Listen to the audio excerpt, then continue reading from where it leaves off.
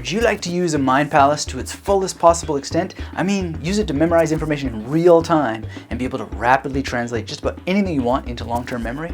If so, this is the first video in a playlist devoted to some of the best mind palace secrets on the map. And we're getting started right now. Hello there, Magnetic Memorizers. This is Anthony Metivier from MagneticMemoryMethod.com, where I help mature learners of every age take mental adventures using memory techniques that allow them to recall just about anything. Our community helps you make learning easy, effective, elegant, and fun, so hit that subscribe button now, enable notifications with the bell icon, and that way you won't miss a thing, especially our live streams where you can hang out, ask questions, and meet the valuable members of the Magnetic Memory Method community. And subscribed or not, hit that thumbs up button to tell the robots humans are watching, and let's go. Now, when it comes to the Mind Palace technique, we want to start this playlist series on Mind Palace secrets by defining what on earth this means. Listen, if you're new to this world, you're going to find that there are tons of terms for the Mind Palace floating around out there. There's the method of loci, the method of loci, the method of Loki. People pronounce it many, many different ways. The vast amount of pronunciation differences on its own can be a little bit confusing, not to mention that it's not a very common word and it's not very clear exactly what people mean by loci. Another term that you'll come across is the Roman room. This name for the technique is based on the general idea that the Romans used to use mind palaces based on rooms. It's a little known fact, but in speeches and essays, when people say in the first place, in the second place, and so on, this convention is coming from the Roman room version of the memory palace technique or the mind palace technique. Now, in this first place, it is thought that this convention arose because people were literally thinking of the first place in their memory palace, then the second, and so on. But in the second place, what we're really talking about when we talk about places are specific spots in a room we've really seen with our own eyes, or at least imagined. And I prefer to call these magnetic stations. And the beauty of them is this: it doesn't really matter whether they are in a room or not. If you're using the memory palace technique, they will be. But what about when you meet a person and memorize their name? The area around that person or directly on them somewhere is the magnetic station. But usually we do want to scale this technique, which is why the memory palace is so useful.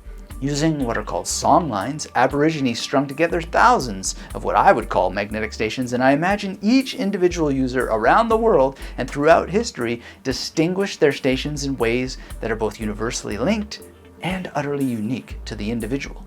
So whatever you do, understand that what we're really talking about is location-based mnemonics. I think that's the most precise term for what we're talking about. And when we link a number of location-based mnemonics together, we're using mental movement to create a sense of journey between these stations. And that is yet another term you'll sometimes hear, the journey method.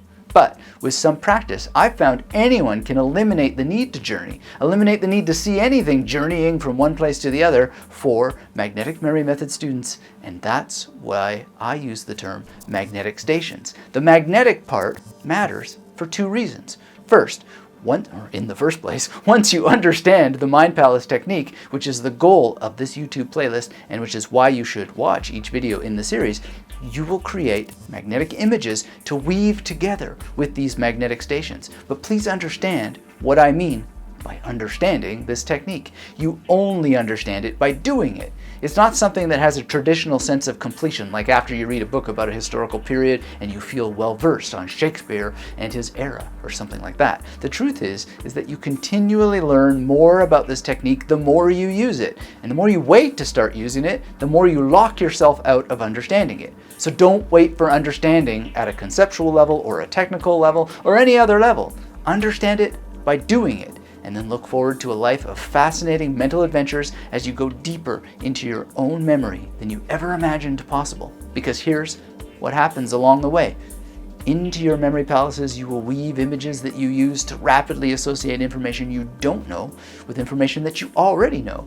The mind palaces you create are already known to you, and so is pop culture. And so when you bring a location together with something in pop culture and something new and foreign, these images should literally stick in place, just like you would use a magnet to hold concert tickets in place on a fridge. For example, if I want to memorize a word like Vimuktidam, which is Sanskrit for liberator, I would think of one magnetic station and then weave filmmaker Wim Wenders into place with a cow that goes moo while slapping a teabag onto the Hoover Dam.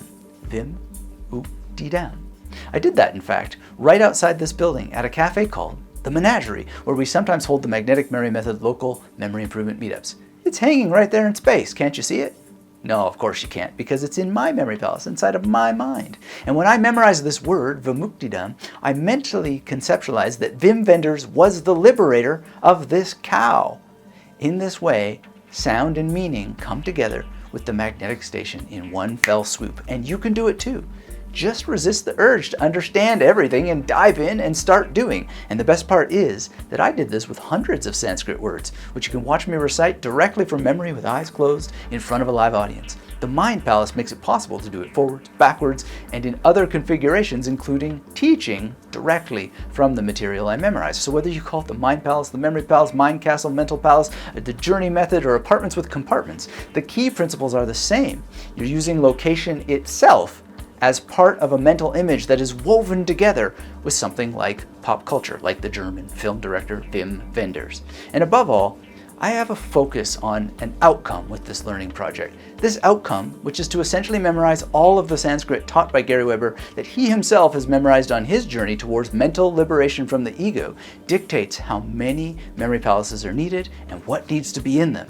You need to find such a focus too, something I have a few tips to share with you about later on in this playlist. And as you journey with these techniques, you can focus on reducing the sense of taking a mental journey as I have, which is important for increasing your skills with this technique. At least it has been for me, because all that I've memorized is in a journey looked at one way, but in another it's just a collection of magnetic stations in a mnemonic constellation that no longer needs to be visited to recall any of it.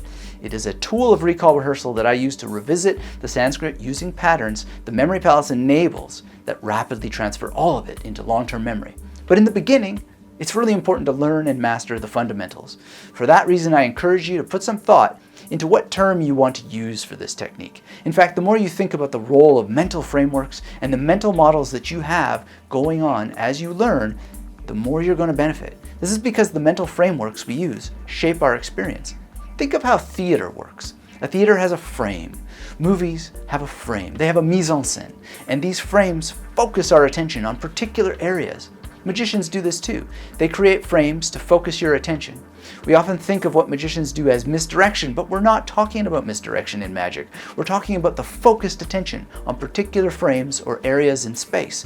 And it's the same thing in life when we want to learn using memory techniques. We're not misdirecting ourselves, but we're focusing on frames of space and mental content within them. And if we keep saying things like, oh, this is difficult, or we have the wrong mental models, then we're literally creating a frame that stacks the chips against us. Instead, we want to create and use mental frames that help us move forward. And so if you don't like the term mental palace or mind palace or memory palace or whatever, come up with something else. I privately think of it all as location-based mnemonics, but there's one of the more common terms I prefer above all that I'll tell you about in a moment. But would you let me know in the discussion below what term you prefer? Ask any questions you have while posting, and generally keep the discussion going. And if you want some simple worksheets that will help you create your first Mind Palace quickly, I have a free program that will help you create dozens of them correctly so that they serve you for life. Just head on over to magneticmerrymethod.com/YT and join thousands of people who have created thousands of memory palaces simply by completing this free course and using it to help you frame your mind palaces as efficiently as possible so they are truly effective. And next time we'll talk about one of the most powerful Mind Palace secrets. It involves an exercise with acronyms. It will help you unlock the vast powers of your spatial memory quickly, thoroughly, and in a way that actually feels great because of how it activates the neurochemical muscles of your brain. Thanks as always for the view. Special thanks to those who've been supporting the channel for a long time. And if you're new, get subscribed for more free training, hit the bell icon for live stream notifications, and hit that thumbs up so the robots know that people still care about the ancient art, craft, and science of memory. And until we speak again, keep yourself magnetic. Oh, and by the way, personally, I like the term memory palace best. Why? Partly because I'm sticking with St. Augustine, who with the palatial, vast space of memory as a treasure house described how we can truly maintain the precious information we want to store. I absolutely love how he described the memory palace in this way. I love the idea of my memory being palatial because palace, as opposed to a stuffy memory castle, well, let's just say castles aren't my deal. If it's yours, no problem, but I just wanted to share my own choice of the palatial, royal, rich jewels of the kingdom of memory. The royalty of what you treat is the ne plus ultra of the mind, and what you really want to treasure as the best of all knowledge. And that's why I always stick with the memory palace as my preferred term. So again, let's keep the discussion going below, and then enjoy some of these videos or the next in our series on Mind Palace Training Secrets. Talk soon, hit that thumbs up, share this one around, and keep yourself magnetic.